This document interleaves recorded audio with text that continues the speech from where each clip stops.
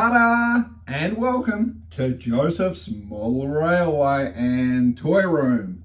Thank you so much, as always, for joining me. Just a little bit of housekeeping. You don't need to like, follow, or subscribe to any of the videos I put out there. I just put them out there where I can. Have a holly jolly great time doing so. Now, in this video, we're back to Fawlty Towers. Yes, indeed. And let's just have a quick recap right now, shall we?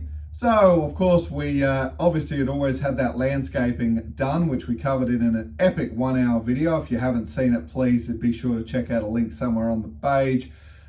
We covered a lot of detail in that. Of course, then we organized the slab. We've got the walls up. Then we started painting and rendering the outdoor walls. Of course, then we moved on, of course, to adding some little exterior details as needed. And of course, it brings us back to today's video, which we're now going to cover pretty quickly if we can in today's video. A lot of work went into it, but I'm going to fast forward it because it was a little monotonous. But basically, as we talked about in the previous one, we had on 200 GSM card paper, but on the card we had printed some floors and the floor coverings, carpet, and indeed the wallpaper for what we need to do. So in this video today, we're pretty much just going to be worrying about basically putting those floor coverings down, getting the walls sort of decorated, putting the windows in as well. I suppose that's pretty important here because some are frosted where we don't really want to see it, and others where we're going to create detail in the actual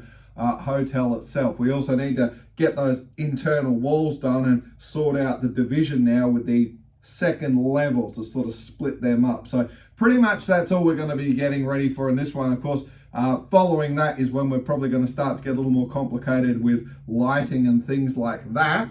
However, in the meantime though, as always, let's get stuck into it, shall we?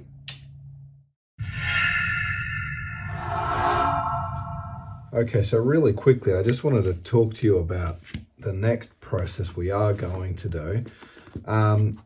And we will go into a fast forward or a time lapse for it. But what it is actually putting the windows in for this building. Now, some of the windows, like the dining room, I want to be able to see through.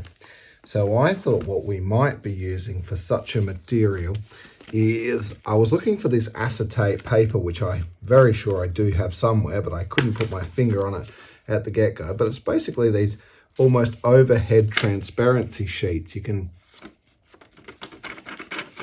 probably feel or hear it's that kind of transparent material that should work quite nicely for this. That being said, and I do want to point this out, when we're cutting it, since we're going to need both levels, certainly as we focus on this half of the building, we want to see not so much in the front one, this will be frosted out, but the top will be, and both sets moving across here are all going to be the transparent. We're going to be transparent in the lower bar area, but for the most part, the back windows wanted the frosted look. And I thought what we might use for that is not the display itself. This was the most neutral thing I could find, this type of, it's quite thick, but it's from a display book situation. I'm not interested in that. I'm just interested in the cover. I think that would really diffuse quite nicely. I don't have a light source on this half, but as you can see, nothing's going to be pressed against it, and it just diffuses quite nicely. I think that'll be just the nice glow we need. Well, as you can see, we've had a little bit of printing done. Now, again, this is on 200 GSM card, and just use the old Copilot to take an image from the show, upload it and say, can you create a patterned floor or wall. So this is the bedroom carpet. We've got the dining room floor. This will be the lobby floor. We've got the bar floor. That's the bar wall. Obviously that wainscoting, we'll have to cut those windows out, which I can see is going to be an absolute challenge and a half. Dining room wall, lobby wall. And that's the bedroom walls that we're going to work on. Well, here's the upper level floor that we put aluminium foil onto to stop the light bleed. So we'll trim that up now and get that one prepped, ready to go into place. Here we are, and this turned out quite nicely. Repurposing it should be okay, and that glue's made everything really nice and solid now. Obviously we just put that aluminium foil there. Let's see if we can find the sun for you. Magical, isn't it? Which should stop that light bleed, but this will end up being the ceiling for the lower level, so we're going to give that a lick of paint. I don't have alabaster white or whatever they call it, so we're just going to go back to what we were using before. Just give it a couple of coats, I think.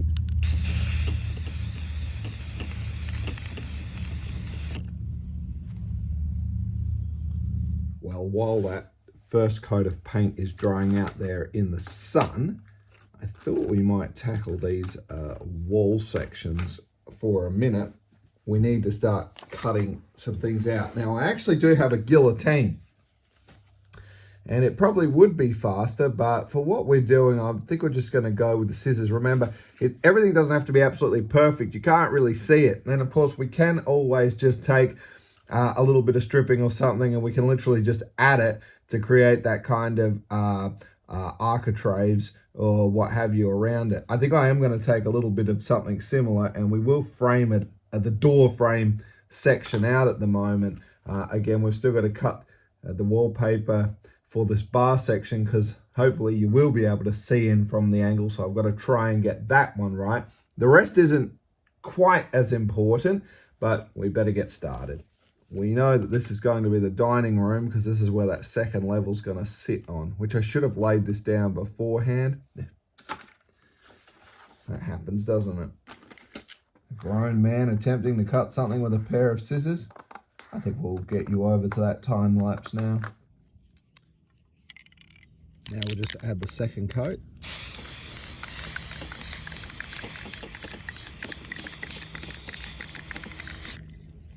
Should be fine. And of course, we're going to now take a pair of scissors and start cutting out this wallpaper sections that we're going to need for these wall. No one needs to say it. Yes, it was well worth it. Let's get that guillotine down and we can really slice things up a whole lot faster with what we need to do. Straight, accurate cuts. Not that it's really going to matter with the bodginess that we're doing. That's why O'Reilly's truck is certainly a video. If you haven't seen, check it out. It's a top watch for all the shonky work that O'Reilly, the builder, does to Basil and Sybil for Fawlty Dowers. But we keep trimming away now. And of course, we're going to start laying these carpets and but this floor coverings down, so to speak, and cutting out these walls and window panels for where they need to go and gluing it into place. Also attaching the windows as necessary. And as the battery's about to die, and I made a whoopsie. Can you imagine how professional it would be if I actually took the time and sat at a desk and did it? Well, here we are. With the floor, the walls are fine in white, but maybe a black or something as a base coat would certainly disguise what's going on down there quite well. To the left of us, you can see the bay window. We've put that frosted type of plastic in, which should work out quite good for what we're doing. Having a hard time getting it to adhere, which is always the problem with some of these plastics. We may still need to come back and use a putty or something to gaps or things. I'm not too sure. There's nothing in the room per se, so we'll just carry on like that. Again, we can put a little architrave or something down there as needed. So here we are, literally just adding glass to those key windows where we can.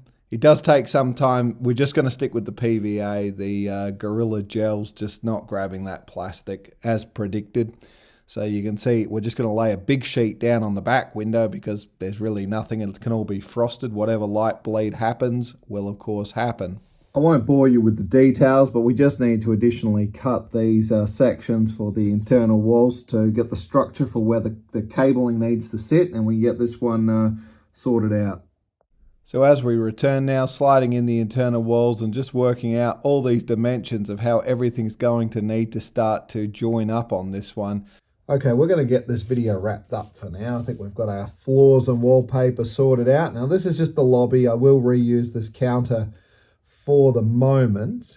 And we're going to just pop our pigeonholes in the office, the moose head, and of course the fire alarm. It's a semitone higher, you understand. So we'll attach that, and that will do it, because even though we've done pretty much all of the windows we need to do, there's just a few on the main section upstairs.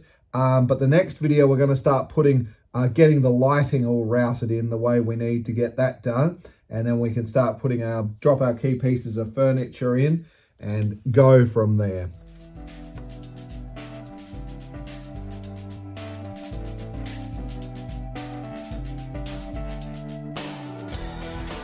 Just check these heights before we carry on.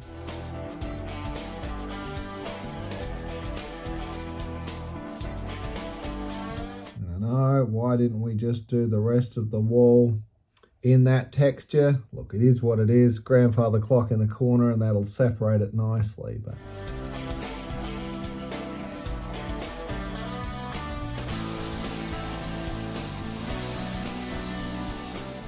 so we've now got some shape into everything at the moment. This wall's going to sit here. The one you've just seen will slide in on the back part there. Should leave us with a nice section back here for getting all of our wiring and cabling in. That's what, unfortunately, that hole's a bit wild. We're not going to see that bit. This is disappointing. This just all just lifts up. I'm not even going to glue it into place. I think I'm just going to put a tiny bit of drop of glue on the figures and things that go in. Oh, I haven't got windows downstairs yet. So we'll get them tidied up. And then that's the story.